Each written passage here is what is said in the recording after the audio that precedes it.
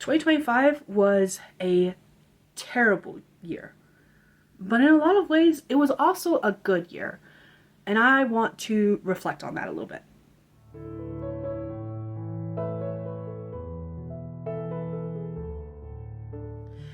Hey Dragonlings, welcome back to my channel. If you are new here, my name is Skye. I'm a fantasy author who typically writes paranormal romance under the name SD Hegyes, and today I wanted to reflect back on 2025 because, spoiler, I did not accomplish very many of my goals. In fact, I accomplished almost none of them. However, I don't want to go as far as to say it was a terrible year. I don't want to go as far as to say it was a bad year. So let's go ahead and go over my goals for 2025 and what I actually accomplished versus what I didn't. And then I want to talk a little bit about how I felt about the year overall. So let's go ahead and get into that. Hi, Editing Skye here. You're going to see me a lot in this video because there were extra thoughts that I felt like I needed to add while I was editing this video. So the first is that this video was actually originally supposed to be part of another video. Like, it was supposed to be both my reflections of 2025 as well as my goals for 2026. However, it just got to be too long. Like, it was an hour long.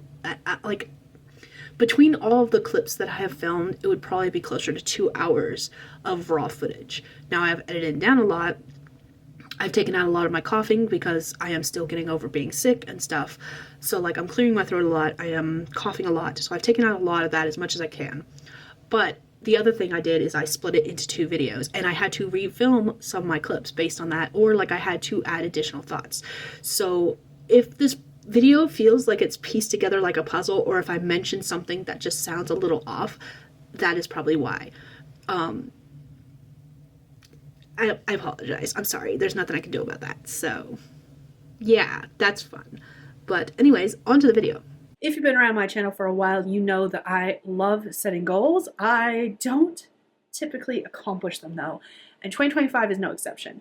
I set myself 9 goals, 3 of which were under 3 different categories. So I had 3 under each of the 3 categories. And those categories were personal, reading, and writing/publishing. I did not accomplish much. I am not going to go into full detail what those goals were. However, if you would like to check out what they were, I will leave a link to that video in the description. However, I will say that under personal, I did accomplish 1 of my 3 goals. I had planned a 2-week trip to North Carolina for my sister's wedding, and we did manage to go, and it was a great time. So that one got accomplished. That was one of the ones I knew was going to be accomplished though, so that was kind of a guarantee. Like, that was going to happen no matter what. It was my sister's wedding. I was going to go. I would find a way even if I had to hitchhike all the way there. So that was kind of a cheating one, but hey, I accomplished 1. I'm not going to complain too much. Under the second category of reading, I also accomplished 1 of my goals, and that was the fact that I completed the A to Z challenge. I actually completed it by June, and I started doing the A to Z challenge again, but this time with authors, starting from June to December. I did not accomplish that version, but I did accomplish the original version, which was my whole goal, because the only reason I started doing the author version was because of the fact that I completed it so early. So I'm calling it a win. Under the writing and publishing category, I did not accomplish any of my goals though. So say lovey.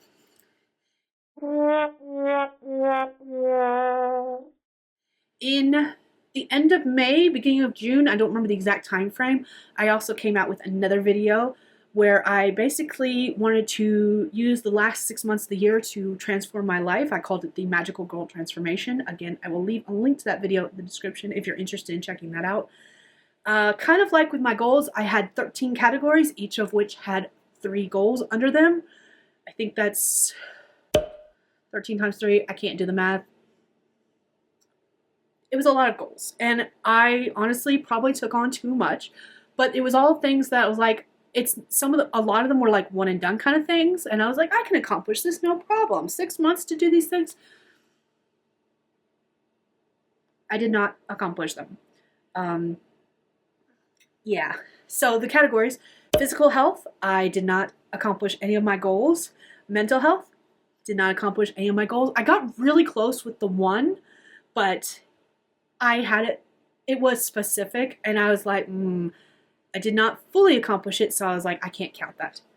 Finances, again, I got really close. However, one of the things I forgot to factor in, the one I got really close, I did manage, one of the things I wanted to do was save up $600 of my personal money, and then I spent it all on I spent most of it on the trip to North Carolina, which I did not factor in.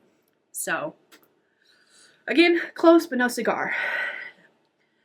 Under the category of overall intelligence, I did not accomplish any of my goals.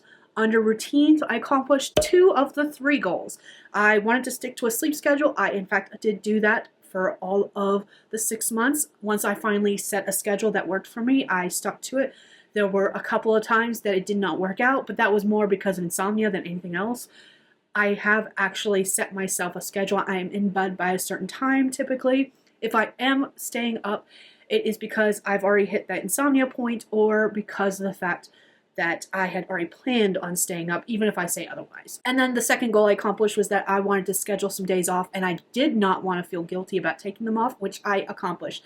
This is something I've been slowly getting better at over the years, so it was one of the ones that I felt I could accomplish, and I am happy to report that I did in fact accomplish that. Under personal image, I only accomplished 1 of my 3 goals, and that is the fact that I developed a nail care routine.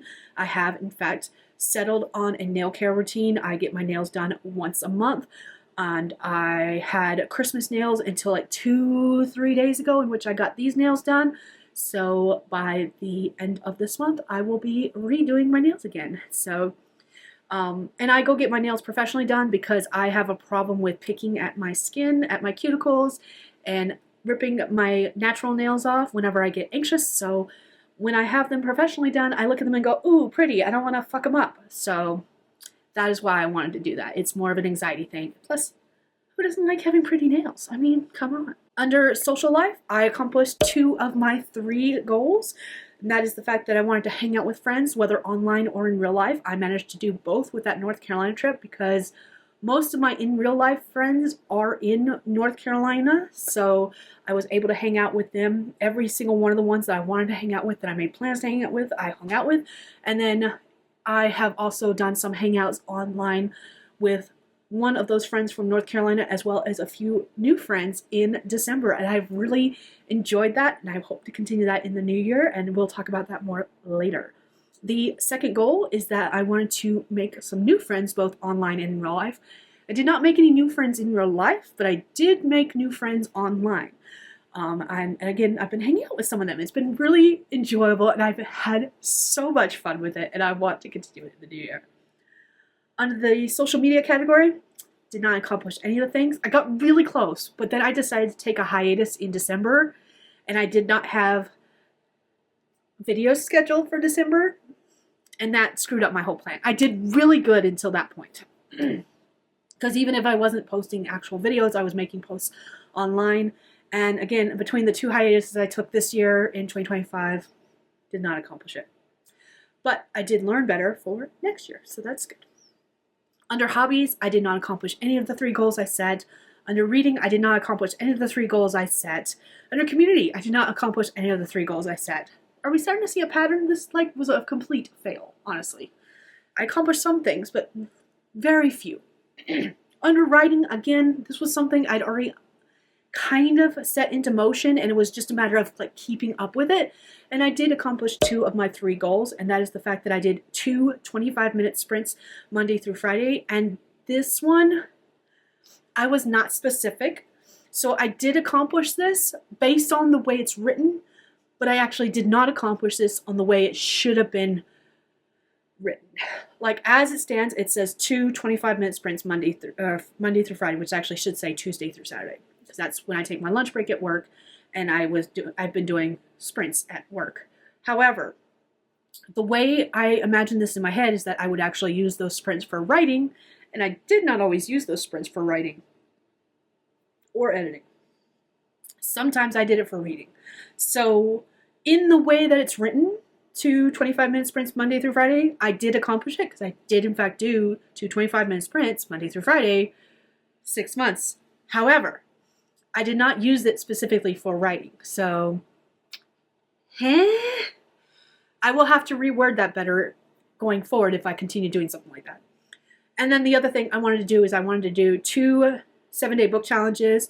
And I did accomplish that. So again, those were already scheduled. They were kind of a guarantee. So it feels almost cheating to count those. But I did accomplish them, so I can't complain too much. The last category is author career, and I accomplished one of my 3 goals, and the fact that I wanted to prep and schedule all of my 2026 publishing plans.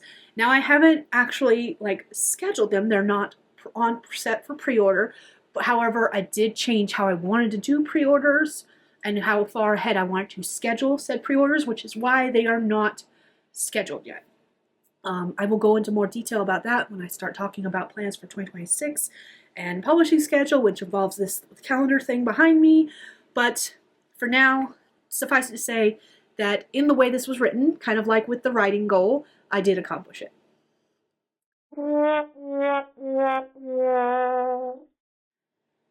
So, under writing accomplishments, what did I accomplish this year?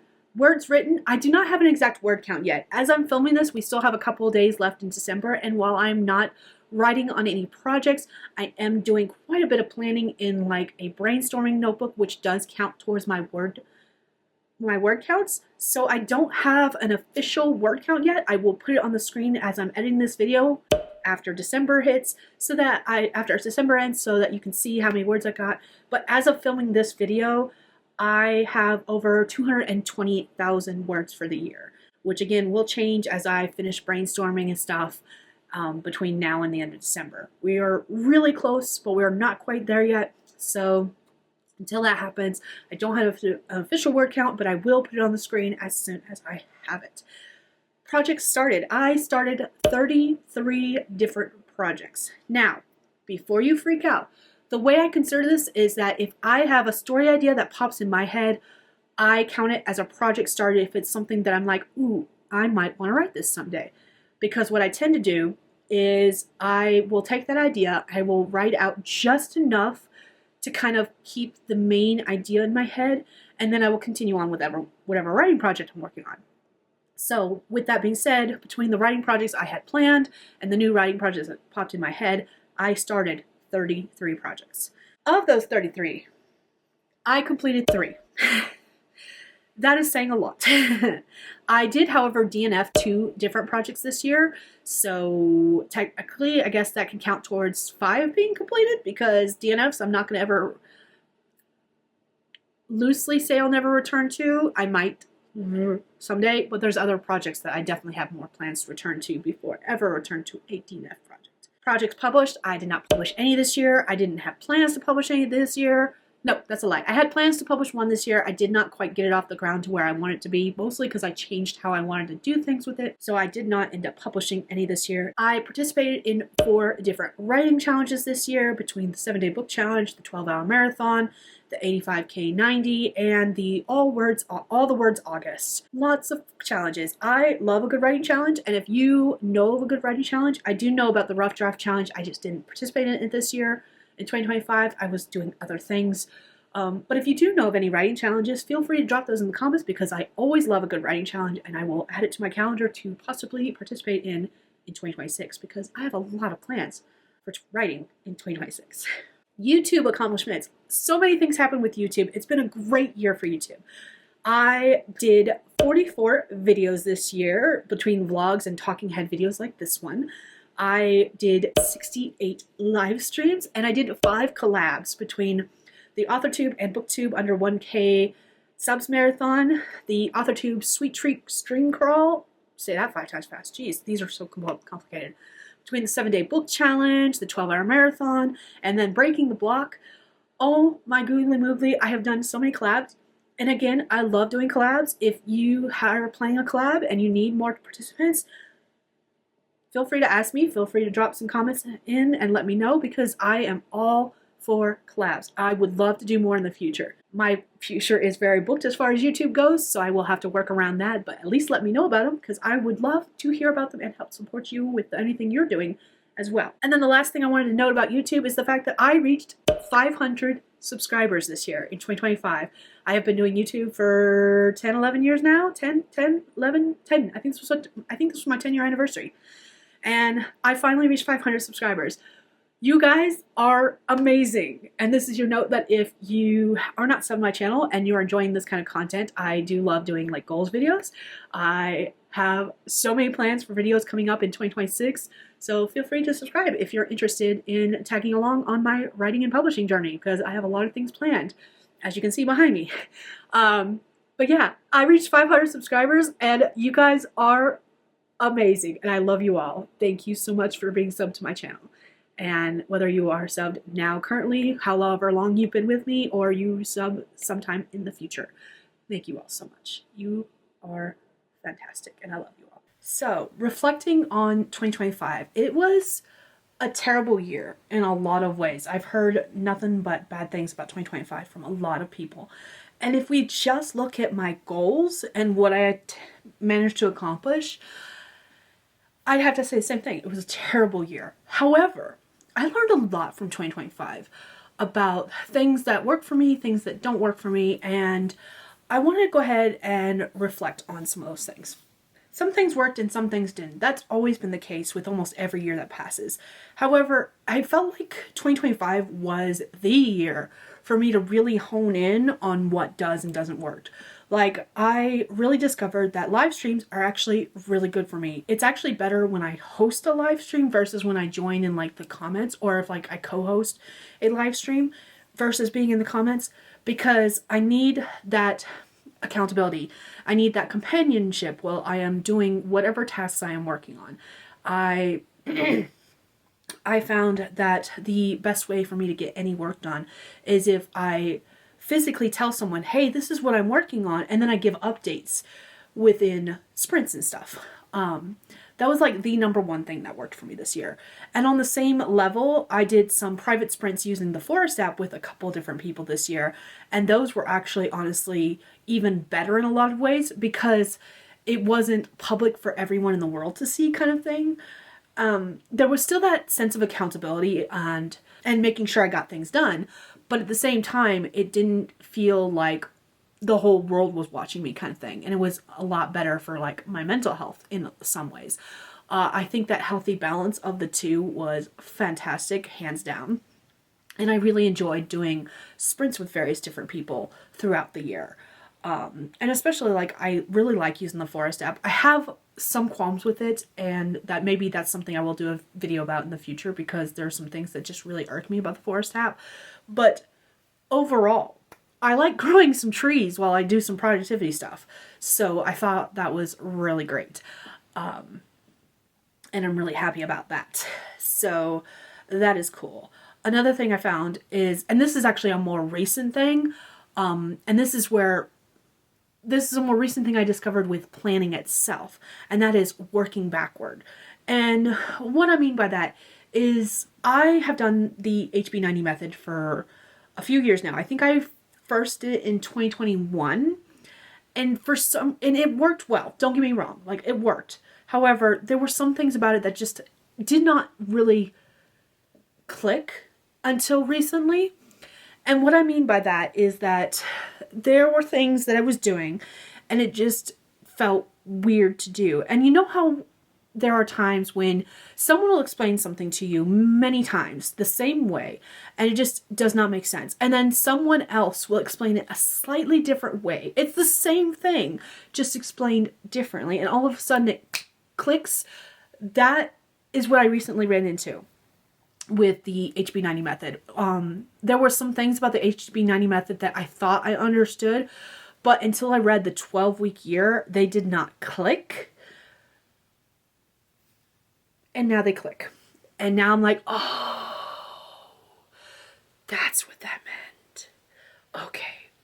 And so like for me personally, where it comes in handy is the working backwards thing. I set my goal and I'm like, okay, I would like to do XYZ. What are all the tasks that I need to do to make sure I do XYZ? So like, I want to publish a short story.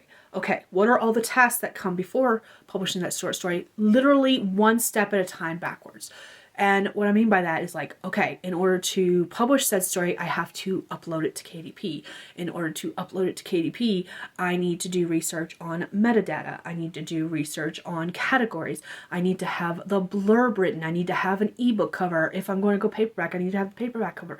And I literally went step by step backwards, all the way down to the nitty gritty of come up with the idea. And the reason I did that was so that I could see all of the steps that I needed to partake in order to get to that final outcome.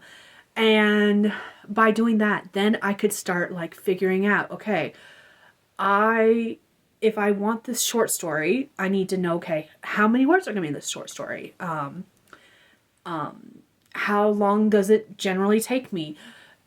How much of a buffer do I need to add into various stages between now and when I would like to publish said story? Is it feasible for me? Like, can I complete all these steps before this timeline? If I can't, how long do I need to complete these steps to make sure they are good and well done before I hit this stage? So that is what I mean by working backwards. I literally took the final outcome of whatever I wanted to accomplish and started taking it step by step backward. Okay, in order for this to happen, I need to do this. In order for this to happen, I need to do this. In order for this to happen, I need to do this. And kept working backwards to the very first detail. And that helped tremendously. We can't even talk about how well it worked. And that gave me some actionable steps that I could partake in, that I could accomplish, and plan them out in such a way that I wasn't overtasking myself and giving myself too much to do.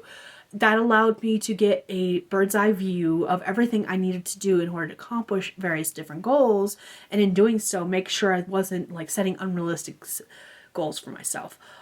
It allowed me to see exactly how much time I need to do specific tasks so that I can make sure I get them done in plenty of time with setbacks, because that's always a guarantee in my life. I'm going to have something come up, whether it's like me getting sick, someone else in my family getting sick, unexpected expenses that cause unintentional stress. Doesn't matter. There's a whole bunch of things that happen in my life personally that change my plans, and I need to be ready to shift said plans. So basically I needed to make sure that every step of the process had a little bit of buffer time so that I could make sure I was not overtasking myself and make sure I was able to accomplish these things in the set amount of time I was wanting to do them. I also learned that this was like the year that I learned, like point blank, I sat down and actually evaluated what I've done in the past versus what I've done currently and how that's different. And one of the things I was majorly taking a look at was how much stuff I got done in 2020 versus now this year, because the word counts I was able to accomplish were fairly similar, and I wanted to understand why I was able to do so much more back then versus now, when I actually had more responsibility back then than I do now. Because in 2020, my kids were still very young kids. And I was actually so much more active in their lives back then than I am now. Now they kind of want to do their own thing. They're not under my feet. They are not constantly saying, I need this, I need that, because they're able to fend for themselves and get that kind of stuff. Of course, they still ask me for stuff if they need it, or like I definitely am still the one giving them rides to various places. But back then versus now, I had so much more responsibility than I do currently. And while I wasn't working a full-time job back then, I was doing a lot more stuff. I had freelance work I was doing. I was doing ghostwriting projects. I was writing my own stuff. And I wasn't counting ghostwriting projects towards my word count. So I say I had a similar word count. That was just with my personal projects. I published 3 books in 2020. And like that was the year of COVID. So like I also got COVID twice that year when my husband decided to bring it home from work with him. We moved that year. We moved in with my parents that year. And so like there were so many external factors in that year that made life so much harder than it is currently. And yet I was still able to do the same amount of work. So I did a lot of reflecting this year on what I was doing differently then versus now, that I was so much more successful back then. And this was the year that I was like, okay, we need to have a real good come to Jesus moment and figure out what the heck's going on and like start implementing these things. And so one of the things that I discovered is that I definitely do actually, and this was something I recently talked about with JC, and I was like, I actually do, I say on live streams and I say in videos all the time that I love deadlines. I like to hear the whooshing sound as they go over my head. It's a quote that I absolutely love. However, the exact opposite is actually true for me. I have always been the kind of person where I was like, deadlines don't work for me. And that's what I've said in multiple videos. But the problem is deadlines actually do work for me if I'm not the one setting them. And I think that's the game changer.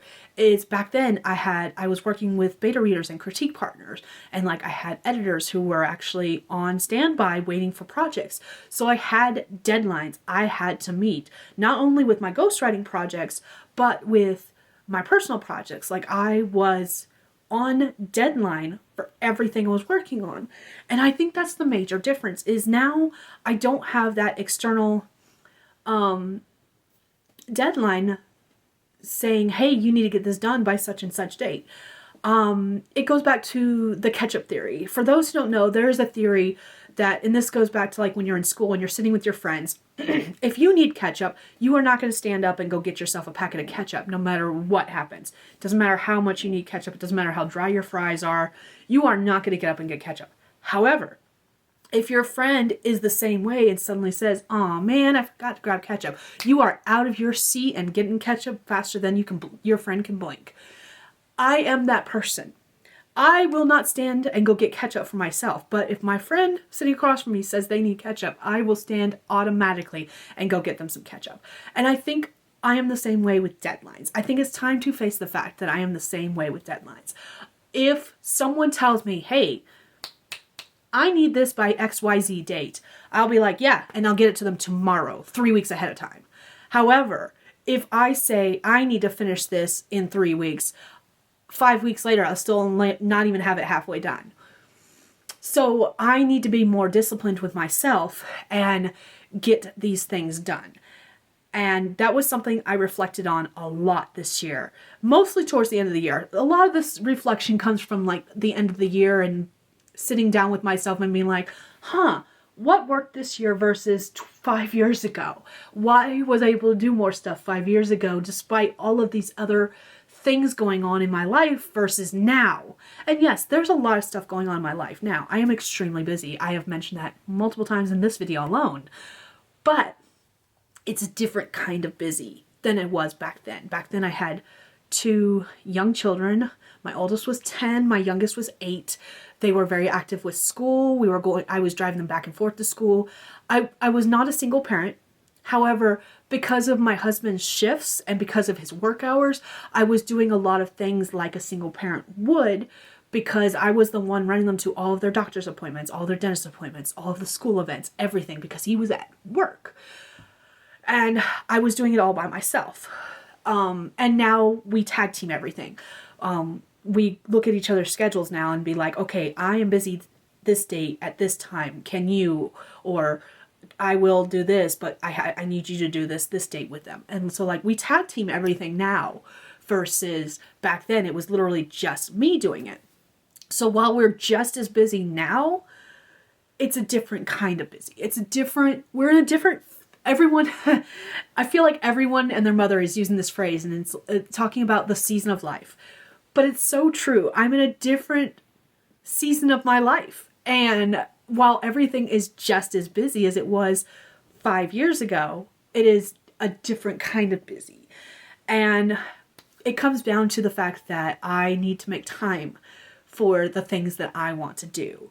And this is one of the things I want to do. Back then, it was one of the things that I not only wanted to do, it was one of the things I had to do because I had all those external deadlines facing me. I had clients that were like, I need these stories, these dates. And I was like, gotcha, boo.